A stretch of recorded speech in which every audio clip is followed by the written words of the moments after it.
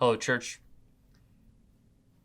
Many of you might have heard this story about a farmer who was saving up money for a couple of years to buy a horse because horses are expensive, especially for a farmer.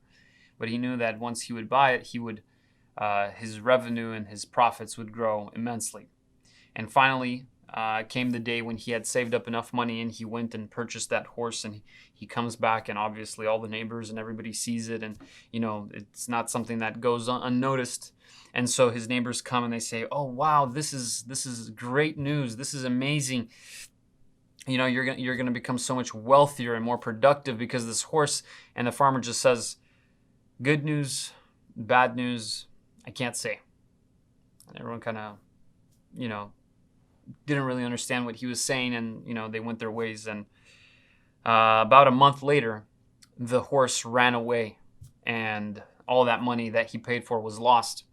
And so the neighbors come again. They notice the horse is gone. They say, "Oh, this is horrible news. This is horrible that you just saved up 3 years worth of money, and we were so happy for you, and now it's gone."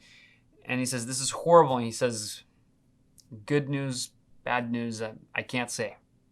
And again, everyone was a bit confused. And eventually, about a week later, the horse actually came back.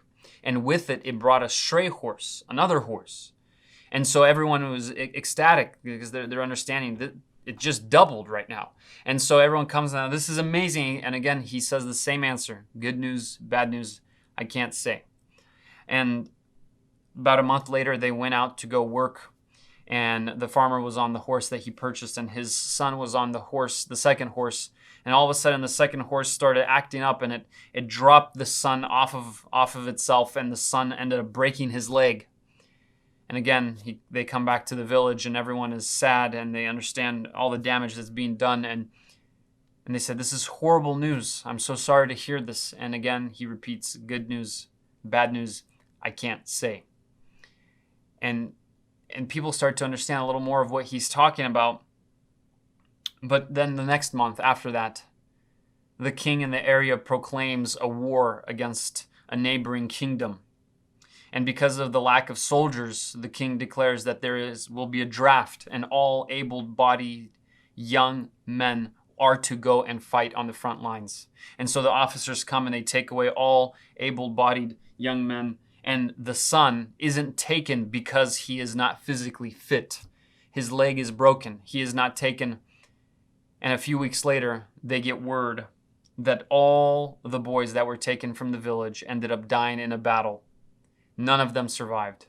And all the neighbors come and they're mourning because their sons are dead. And one says, "Hey, but your son wasn't taken because his leg was broken. This is great news." And again, the farmer repeats, "Good news, bad news, I can't say." And this is a great parable, for us to kind of pause and wait, and to not to just react to what's going on, but to trust that something better might be happening through all of this. But this parable, it's not a Christian parable. It ends with uncertainty, because following the logic of this parable, you can say this about every single situation in your life, and you'll never come to a point where you can actually say, "This was truly good," period. Or say, "This was truly bad," period. It doesn't provide that. It's just you're constantly living in this state of uncertainty.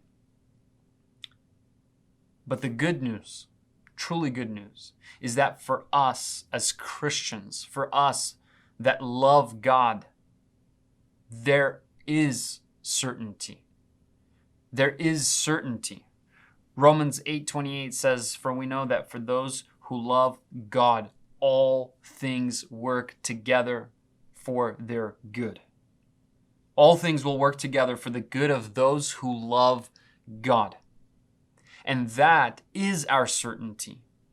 So we, instead of the farmer, we don't need to say, "Good news, bad news, I can't say." It's no matter what happens to us, If we love God, we know that it is working together for our good. That means ultimately it will result in good for us.